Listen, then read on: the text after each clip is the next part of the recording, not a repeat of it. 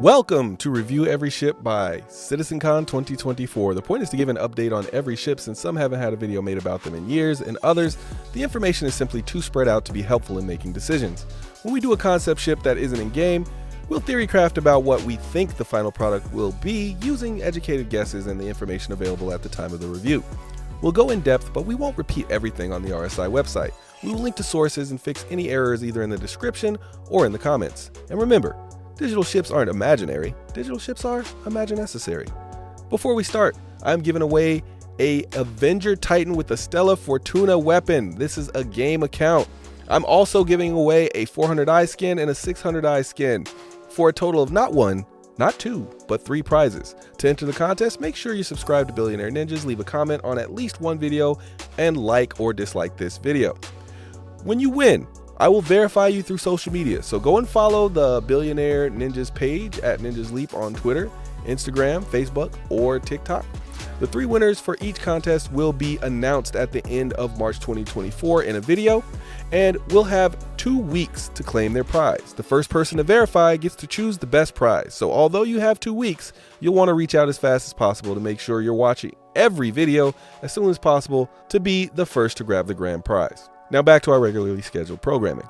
We have actually taken a trip back to the Anvil manufacturer, and the ships that we're doing today are the Anvil Hornet Mark II series, and it has 1 variant. We have the F7C Mark II, which is $175 standalone, 160 war bond, was the same at concept because it's currently just straight to flyable, and its cost is unknown in game. The F7A Mark II, which is not available for sale but is a reward for an upgrade from the F7C Mark II by completing the Overdrive Initiative missions.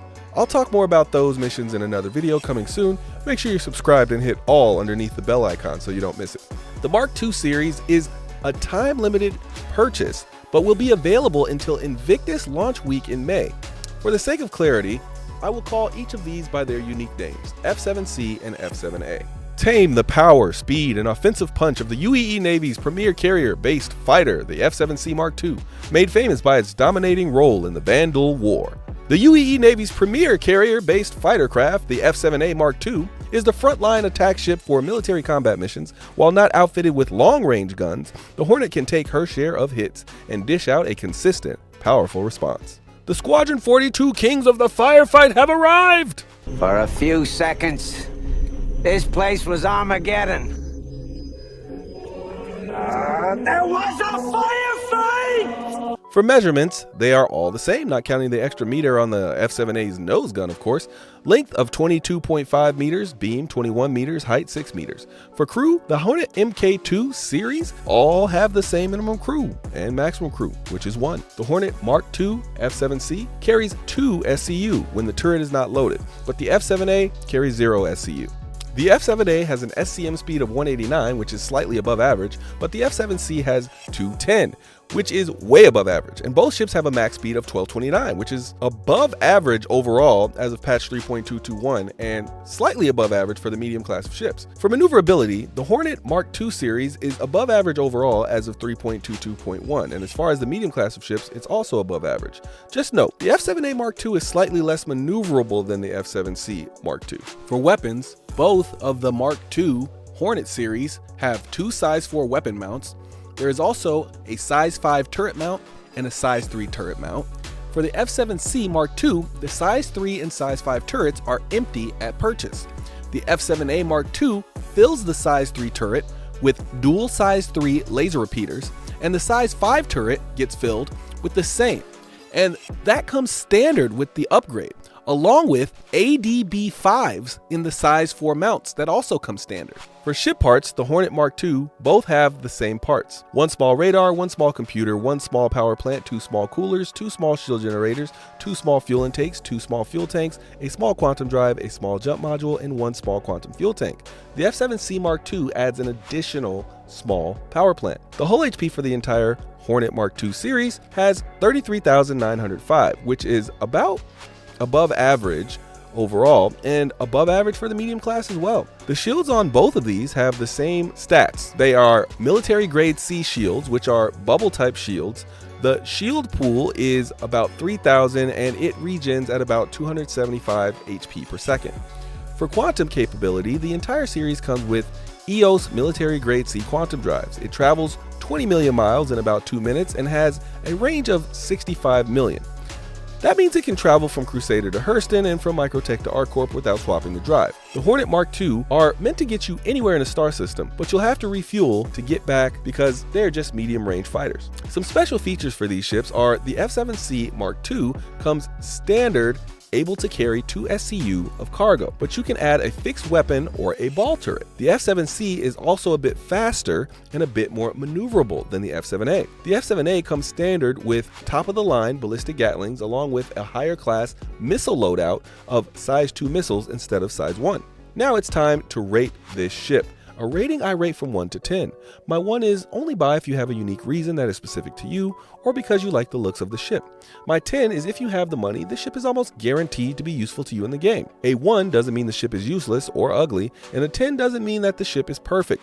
Just remember, this is just our rating. Please give us yours in the comments down below, and then we can bring it to the higher ups, and they'll set us straight. Yeah, they'll give us some act right. My rating on this ship is of course going to be handed out based on which variant we're looking at. The F-7C Mark II is a 7. The F-7A Mark II is an 8. Let's start with what I like about these ships. I like the updated look of the F-7C Mark II, and the F-7A looks about the same. I can't really judge it without seeing the F-7A in game yet. Also, these ships are objectively better than their Mark I counterparts, albeit the Mark I ships have more variants to choose from, which I think the balance might be because these ones seem to be more combat focused. But also seeing that all of the old ones got a Mark I tag on them, I'm thinking that all of these will be updated to Mark II at some point. They have better DPS and better alpha damage, and when fully kitted out, these look to be absolute monsters in combat.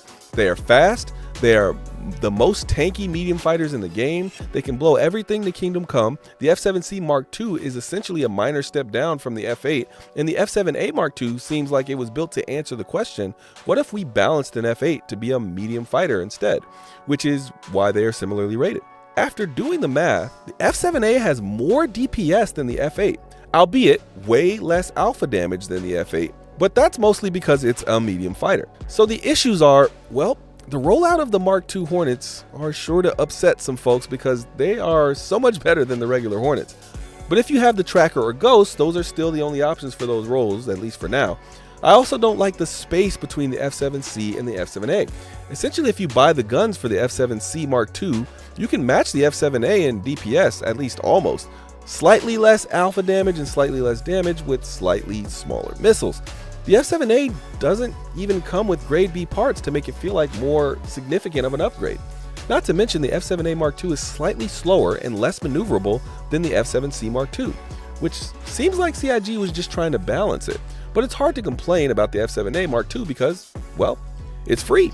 You can't even buy one outside the game. You have to do the mission, and then it's a reward for the mission. The upgrade is a reward. So how would I fix these ships? The F-7A should come with better non-combat parts stock, as well as better shields than the F-7C Mark II.